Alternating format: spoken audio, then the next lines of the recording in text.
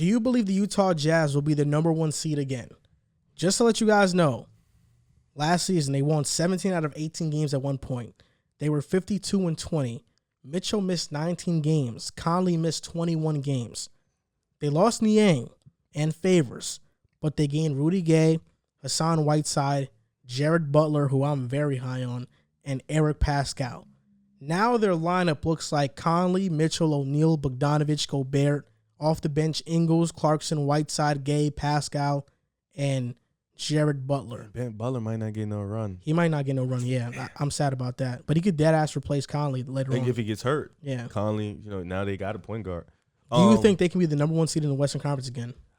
That's, I think they're fully equipped to be the number 1 seed in the Western Conference. I think it's hard to say they're just going to be that. But I think, like you just said, I think plugging out Derek Favors, who in the playoffs offered them virtually nothing, getting Rudy Gay, who's still a quality player. Rudy Gary? Yeah, I messed up. I was going to say something else. But getting Rudy Gay, who's still a quality player, I think that's really good. Eric Pascal, I watched him play. He's a good offensive scorer. So that's a guy who can pick and pop, shoot the midi, and shoot the 3-ball. So he's still really good. Defensively, he's a little but him and Donovan are real close. They went to high school together. I think this is still a really good team. Getting Mike Conley back was obviously the first thing they needed to do. Bringing him back, bringing that consistency and that steady point guard, that's good. Donovan Mitchell, obviously, even him being hurt, I don't think they're going to do that again. Still go on a streak where they're winning games consistently. But that 17 out of 18 wins, that was crazy too. But I think, this team is still one of the best three-point shooting teams in the league. This team is going to still be a top 5 defense in the NBA. And they just have to keep continuing to improve and getting better. And they picked up their guys. Rudy Gay can play a small ball 5 if needed to be, so I think that's good. Hassan Whiteside was a little confusing for me because he's kind of like a Gobert in a sense. But I guess it's just another big body, somebody to keep the depth at bay. Jared Butler is also good. When Mike Conley goes down, you can get a point guard to fill that in. Or if Joe Ingles goes to the starting lineup, Jared Butler could plug in. You still got your 6th man of the year and your co-6th man of the year. So they did everything they needed to do without losing much and bringing a little bit more. So I think Utah is fully equipped to still be a top 2 seed in the West. It's just come playoff time. Can they figure out what they need to do? Do you think they could be the 1? Yes or no? Yeah. Okay. I agree. You hit it right in the nose. There's been a lot of adversity that they had to go through last season, and they definitely overcame it and still were the number 1 overall team in the NBA.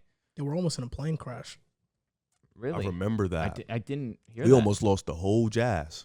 Bro, God forbid. Yo, that almost happened. Yeah, we almost lost the whole team. No way. The coaches, the assistants. No, they can't catch that. a break. COVID, a plane crash? Jeez. Not for real. It was like the nuts. birds hit their Yeah, there was a lot of turbulence. Jordan Clarkson was in an interview said that he thought he was done. Like he thought. Yeah, he thought it was over. When I'm met with uncomfortable situations, I tend to laugh. So I almost me laugh. too. Yeah, because you gotta laugh. That's horrible. You gotta laugh to keep the pain away. Nah, that's a fact. But regardless of that fact, who said that lyric? Dirk. It's Percocet to keep your pain away. Though. I know where you heard it from. Then substituted it because he knows this is a PG show. Yeah, I don't take perks. I don't need somebody to know I take perks. Yeah, you don't need You just admitted it. Oh wait, but I mean to say Come here, whatever. bro. Yeah. Anyways, back to basketball. This team is definitely good enough to be the number 1 seed. No doubt about it. They could be the number 1 overall team. They could be better than your boys. In the regular season, yeah, sure. He's a Lakers fan, by the way. You're a Lakers fan. They know that. They know me. They should know by I don't know now. if Jazz fans know that. Hey, Jazz fans. I'm a Laker fan, okay? Don't forget it now. Really a LeBron guy, but continue. Hey, lifelong Laker. Look in the bio, Twitter, @Handrew5As, all you capital. changed it? What, a lifelong Laker? Bio's been that. No, Are you going to keep your @name that long? 100%. That's 5 annoying, A's, bro. 5 A's, all capital N. I can't forget it. It's easy. That being said, again, back to basketball. Come on, guys. I think that they could be the 1 seed, but I don't think that it will continue into the postseason. I think that Quinn Snyder has done a bad job of utilizing Rudy Gobert defensively because when we saw him meet a small ball lineup, they didn't know what to do with Rudy Gobert, and he kind of got lost out there, and it was not Rudy's fault. I don't think Rudy is 100% to blame for that. I blame Quinn Snyder and his inability to put Rudy in good situations to be successful. It's hard when you're not a mobile, a quick guy that has to defend a guy that's way faster than you, that's just chilling out on the wing when you're mostly a paint-type player. Quinn Snyder needs to do a better job of finding a spot for Rudy, and I don't know if he's going to be able to do that. I also don't know if you're going to continue to put Rudy out there, and his offensive game is not the best. It still creates that compactness and inability in a way to completely stretch the floor, because all you really know, you know what they're going to do with Rudy Gobert. You're going to put him down low in the paint. You're going to have these shooters on the wings. They're going to shoot the ball, and Rudy's going to try. Oh, I'm sorry. Continue. That's all right, man. They're going to shoot the ball. Rudy's going to try and get the offensive rebound, put it back up. It's not really often you see them run the offense, give the ball to Rudy Gobert, or give him a bucket. Get him a bucket. It's not really going to happen. He's actually a really good rim runner, too, for his size. 100%. 100%. He just doesn't have that much of a skill set offensively. You know what another thing is? They still don't have a wing stopper. Not at all, truthfully. It's because all their wings, all their guards are scorers. Their identity is scoring with Rudy Gobert. That's really the Now they can play 5 out, though. Because of Rudy Gay, but then are you going to take out Rudy Gobert? Well, there's going to be at times you're going to have to play offense for defense, I agree, but at the same time, Rudy Gobert is their second best player. All in all, he's their second best player. Mike Conley is definitely I would say second most important player, because he provides that playmaking ability. He provides that shooting on top of the scoring, with not having Donovan to be that primary ball handler, because Donovan clearly, he can do it. Obviously, we saw him be dominant in the playoffs, but we've seen it take a toll on his body, where even in that series, he hurt his ankle, and he wasn't the same dude that he was early on in that series. So he dropped 30 though. He was great, but a bad ankle. But his efficiency, we fault Booker for his efficiency numbers. We got to be fair to Donovan. He had an amazing points per game numbers, but when that ankle injury hit, his efficiency wasn't really as what it was early in the series.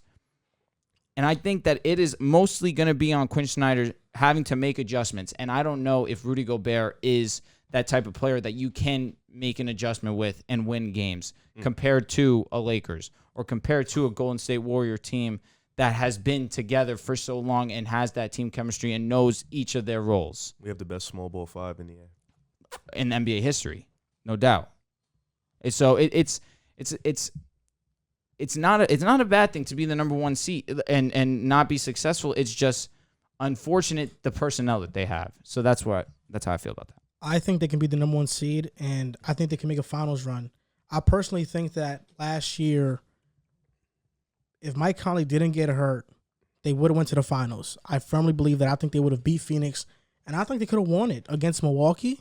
Rudy Gobert being that backline against Giannis, having a true center like that, I think they could have won it. Depending on how Jrue Holiday guarded Donovan Mitchell, depends. But I think the Jazz would have been a better fight for the Bucks than the Suns. That being said, bringing in a guy like Hassan Whiteside, who averages 8 points, 6 rebounds, and close to 2 blocks per game, God forbid Rudy Gobert goes out, you have Hassan Whiteside to be that defensive presence who, when he started in Portland, was averaging 3 blocks per game. Rudy Gay last year averaged 11 points per game. Rudy Gay's knock has been that whatever team he's went to hasn't been good, has always dropped off. And at first he was a very inefficient volume scorer, but now he knows his role. He shoots 38% from 3. He can space the floor. I'm not too sure about a small ball 5 because I don't think Gay is that type of defender. I agree. Where he can do that. And I think Pascal was okay. I think, if anything, this move was more so to get Donovan Mitchell's best friend, because Pascal and Mitchell are best friends since they were young. Bringing in some young guys ain't nothing wrong with it either. And Pascal played 17 minutes per game last year, averaged close to 10 points and 3 rebounds, shot 33% from the 3 and 50% from the field. So he's been an okay offensive player when he gets minutes. The Jazz have said that, there are rumors that they are open to trading an Ingles or O'Neal. I think Bogdanovich, don't quote me on that, because they want to bring in more high-level defenders on this team, and I think that's what they need. You look at their lineup, Conley, O'Neal, Gobert are good defenders. But when you look at perimeter defenders, Mitchell is average, O'Neal is small, and Bogdanovich is not a very good defender, even though he has his moments. He had his moment against Kawhi, definitely. Playing really good. One of those playoff games. But I think they need one more. They need one elite high-level defender. Who do you have in mind? Huh? Like, who would you have in mind? I think Torrey Craig would have been a good one. Like with size and strength. PJ Tucker would have been an excellent one. Yeah. But I think they need one of those high-level defenders. They're one of those away. But even with this roster, the depth that they have, they can be the best team in the Western Conference again. And I don't know, man. You know, in a 7-game series versus the Lakers in the playoffs, if Russell Westbrook is Russell Westbrook in the playoffs, we can very well see Utah steal that with Gobert on Anthony Davis being as good as defender he is. He wasn't that good against Utah, and they had Ricky Rubio. I think it's not out of the question that Utah can beat the Lakers, especially granted their depth on the team. All right, pick a side. Lakers or Utah? Who you taking? I think Utah would make any series tough. I would pick the Lakers, but I think Utah can make it tough. Utah will make a lot of series I think tough. Utah could secure the number 1 seed again. And Quinn Snyder, you're right, he doesn't adjust, but in the regular season, he's a damn good coach.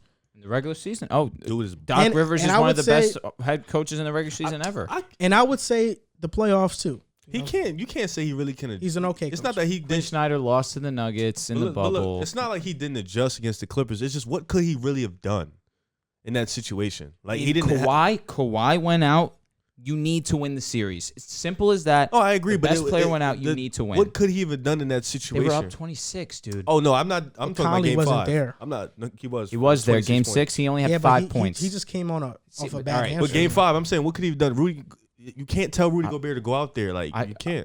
I'm not saying you're wrong, but he needed to realize in the moment, okay, something is going wrong. Yeah. I need to do something. I don't think there's nothing he could didn't do anything. He didn't have the personnel to do anything. And I agree. I don't think he's a tough player because he doesn't provide much offensively for you. And on defense, of course, he's one of the best defenders in our game. You guys noticed the last 2 years, Utah in a big series, somebody's been hurt? Against Denver, Bogdanovich. Against the Clippers, Mike Conley misses the games. Like they haven't in the last 2 years been fully healthy in a playoff series. With Conley out and Kawhi out, should Utah still have won? Yes. 100%. Oh, no, I don't know, because the way the Clippers is different playing, because I think the Clippers personnel is much better suited to guard anybody. I think that the small bowl is just a nightmare for Utah. It's a bad matchup. So if they meet that same problem again this year, it's a bad matchup. Are they not going to have the same problem? Absolutely. It will be better because they have Rudy Gay and Pascal to kind of have a small ball. I don't think defensively they'll be better, but offensively they'll be able to keep up. They will, but even against the Clippers, we saw them go cold. It's like Rudy Gobert was in. True, but Jordan Clarkson had an amazing first half, dropped over 20 points that first half, 0 in the second half. Joe Ingles. They don't have a wing stopper. That's what that was. PG had 18 in the third. Very true. But then they're not going to be able to stop LeBron. They're not going to be able to even stop a slasher like Russ. It's not going to happen. Well, Russ might stop himself. We'll see what happens and how he accepts We've his seen role. what happened. We have seen what has happened. Without LeBron James and Anthony Davis, correct. We've seen it. I agree. Oh, God. With Kevin Durant. And Harden. Who? You want me to pull up that picture? Are we going to pretend like KD wasn't a part of that 3-1 choke against Golden State? You want me to pull up that picture? Can you not? I will pull up that picture. Please I will don't. show the world. Come on. LeBron is 10 feet. He's literally letting him shoot the ball, bro. It's embarrassing. Okay, sometimes you do that to get in someone's head and it works. It works.